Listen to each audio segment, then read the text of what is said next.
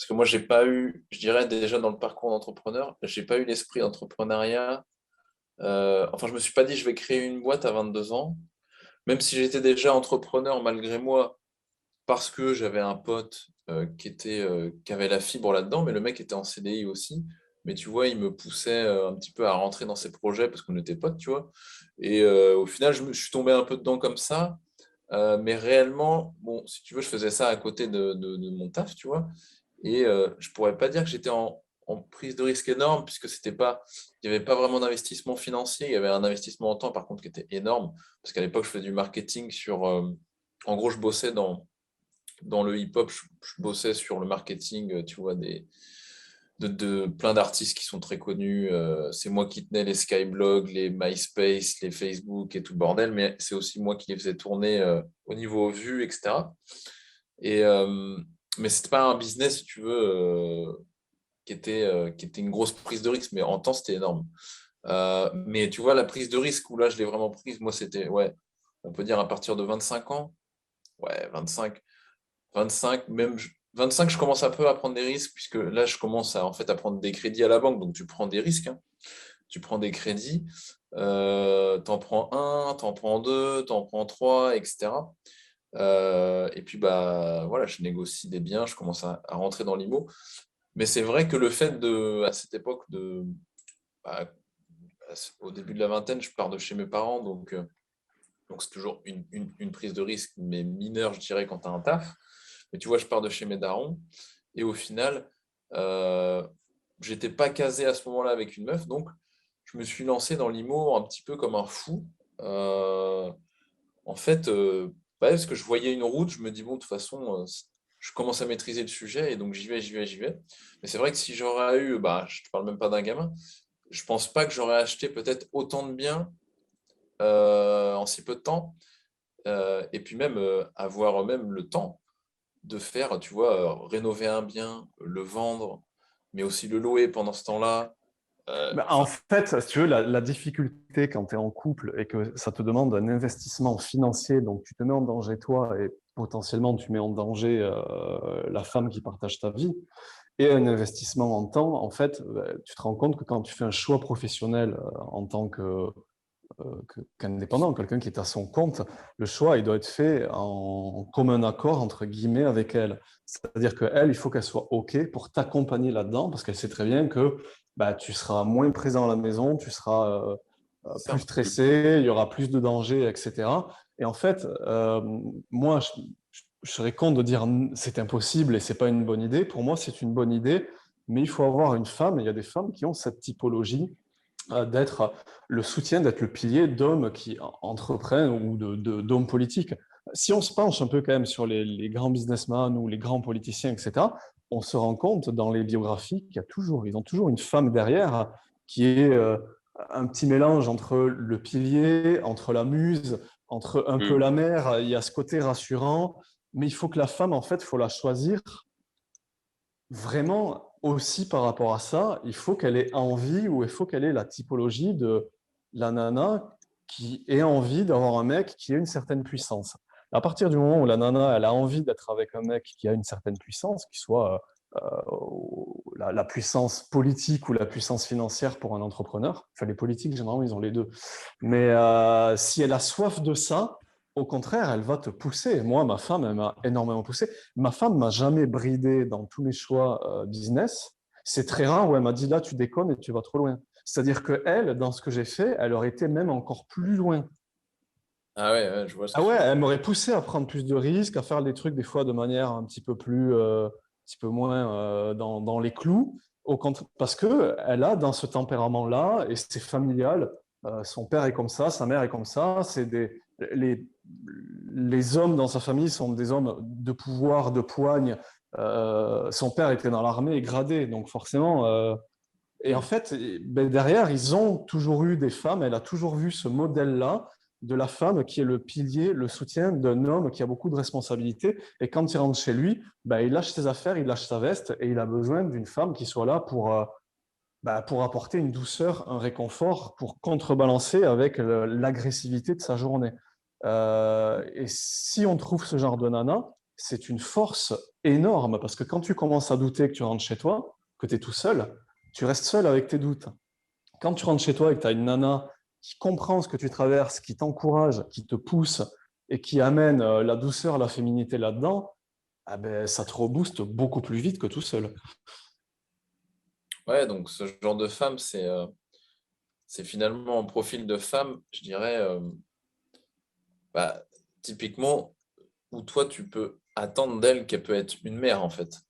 Je Oui, pense. et souvent, moi, ce que je vois dans les gars que je connais Et qui sont plus jeunes, mon âge ou plus âgés, les nanas avec qui ça l'a fait durablement par rapport à ça sont issues de familles où il y avait déjà ce modèle. Donc, père militaire un peu gradé, père qui est déjà entrepreneur ou cadre sup dans une grande boîte, et une femme qui finalement, en contrebalance, sera assez peu carriériste. Parce que si les deux sont carriéristes, ça va être compliqué. C'est possible, mais en gros, tu vas avoir une nounou qui va tout gérer chez toi, vous allez rentrer tous les deux à 21h30, vous faire livrer un Uber Eats et aller au lit.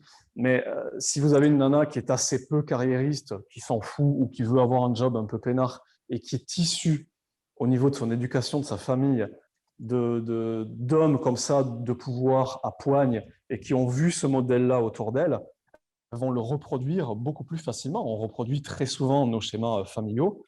Donc, aller chercher du côté de ce genre de nana-là, et ça sera naturel pour elle d'avoir un mec qui cherche ça, qui prend des risques, et de l'accompagner, qu'elle soit derrière un petit peu le matelas, le guide de cet homme-là. ouais, ouais, je vois ce que tu Et veux dire.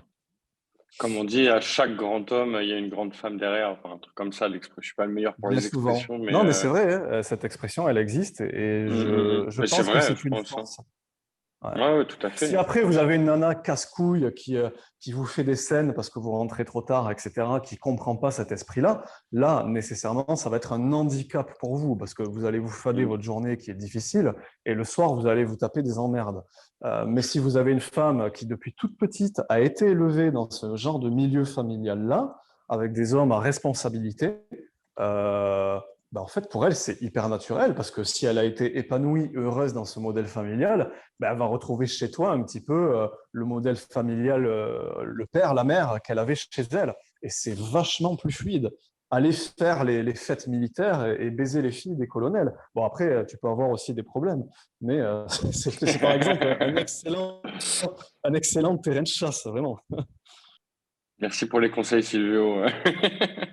Ah, de rien. À vos risques et périls, attention, moi j'ai eu de la chance. Ouais. Et ça se passe où ce genre de fête Bah écoute, ouais, il faut connaître un peu de militaire et tout, mais c'est des gens, il y a des connexions entre eux, mais et tu vas la voir également dans des milieux sociaux. Je sais pas si tu vas dans ta ville, s'il y a un club de golf ou un centre équestre, crois-moi que les petites minettes qui vont aller faire du cheval à 18 ou 20 ans, c'est souvent un peu des filles à papa. Papa, il a une grosse boîte dans le coin, ou papa, il est cadre sup, etc. Si tu vas lever de la nana là-dedans, souvent tu vas lever de la nana qui a été élevée dans ce milieu familial, un petit peu comme l'armée, avec un homme qui a beaucoup de responsabilités, à poigne, très patriarche, et une femme derrière qui fait tourner tout le reste et qui évite que l'homme s'écroule quand il a des difficultés. Donc pour elles, elles ont toujours vu ce modèle-là, tu n'as pas besoin de leur apprendre, c'est instinctif. Ouais, je vois ce que tu veux dire, mais c'est vrai que par rapport à ce type de femme, en fait, je dirais la femme qui peut être problématique, moi je sais que j'ai eu une opportunité comme ça où, tu vois, une fille, bon, elle était un peu plus âgée que moi, je me souviens, mais la fille, c'est une businesswoman, donc en fait, elle a un planning, c'est exactement le même que le mien, c'est-à-dire Ah, un c'est planning mort, ça imbuvable, peut tu pas vois, marcher. imbuvable. Et je me suis dit, ouais, en fait, bon, voilà, la fille, elle me laissait des avances tout le temps, je bossais avec elle et tout, en fait, mais c'est la galère, en fait, tu fais C'est ça. intéressant de l'avoir comme discussion business, c'est intéressant de l'avoir comme plan cul tant que tu n'es pas fixé, parce que voilà, il peut avoir une connexion intellectuelle et physique avec, mais fonder un foyer avec deux partenaires qui sont carriéristes et axés business, Ouais, c'est ça chaud. n'a pas d'intérêt, il n'y a pas de complémentarité. Il ne faut pas oublier que le but du couple est ensuite, par essence, le but du foyer.